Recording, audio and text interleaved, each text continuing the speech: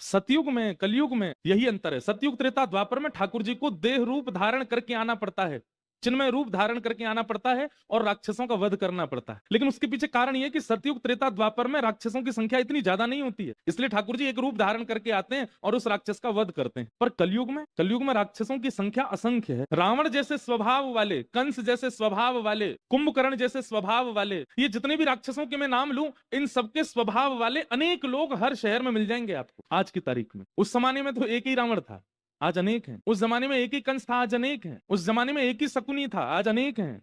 उस जमाने में एक ही मंथरा थी, आज अनेक हैं। उस जमाने में एक ही पूतना थी, एक ही ताड़का थी, आज अनेक हैं। एक ही सुर्पनखा थी, आज अनेक हैं। सुर्पनखा का मतलब पता है? सूप जैसे लंबे लंबे नख जिसके हों, वो सुर्पनखा। एक बात बताएं, रावण, कंस, कुंभकर्ण, आप लोग कभी ये विचार नहीं करते कि इन लोगों के नाम किस आधार पर रखे गए? कहीं ना कहीं आप गौर करेंगे और गहराई में जाकर के देखेंगे तो ये नाम उनके स्वभाव से रखे गए हैं। वो जैसा उनका स्वभाव होता है वैसा ही नाम उनका हो जाता है। और कई बार ऐसा भी पता चलता है कि ये उनके वास्तविक नाम नहीं है, ये उनके वास्तविक नाम नहीं है। तो फिर कैसे पड़ गए ये नाम? उनके स्वभाव को देखते हुए जनमानस ने उनका ये नाम रख दिया। रावण, जिसके रव से, जिस मुख से निकले हुए शब्दों से वन में बैठे हुए ऋषि महर्षि भी भयभीत हो जाते हैं, वो रावण है। जिसके रव को सुन करके, उसका रव नहीं है, वो तो चिंघाड़ता था, चीखता था।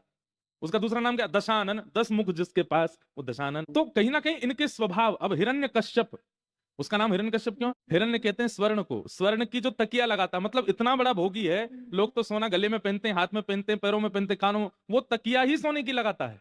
इतना बड़ा भोगी है, इतना इतना भोग करता है, इसलिए उसका नाम क्या रख दिया? हिरण्यकश्यप। उसके छोटे भाई का नाम हिरण्याक्ष, आक्ष कहते हैं आंख को, और जो आंखों से केवल भोग की वस्तुओं को ही देखता है और खोज खोज करके उनको भोगता है, उसको हिरण्याक्ष। तो कहीं ना कहीं स्वभाव से राक्षसों के नाम रखे गए हैं। ऐसे स्वभाव वाले आज अनेक हैं। नाम उनका राम होता है, नाम उनका केशव होता है, नाम उनका माधव होता है, नाम उनका मधुसूदन होता है, नाम उनका रमेश होता है, महेश होता है, पर स्वभाव वही है जो रावण का था, वही है जो कंस का था, वही है जो हिरण्याक्ष हिरण्यकश्यप का था। क्यों नहीं आते राम जी फिर उनको मारने के लिए? इसलिए कलिकाल में भगवान ने कथा रूपी अवतार लिया। ये कथा अवतार है ठाकुर जी का। असंख्य लोग बैठते हैं यहाँ पर, और इन असंख्य लोगों में कहीं ना कहीं आप रावण नहीं है, आप कंस नहीं है, आपके भीतर एक स्वभाव के रूप में कंस आ चुका है। और उस स्वभाव को मारने के लिए वक्ता रूपी व्यास मंच पर बैठकर के श्रीमद् भागवत रूपी श्री कृष्ण, श्रीमद् भागवत रूपी नारायण से आज्ञा करता है, से निवेदन करता है कि सामने बैठे हुए राक्षस का वध कीजिए। और वो वक्ता के मुख रूपी म्यान से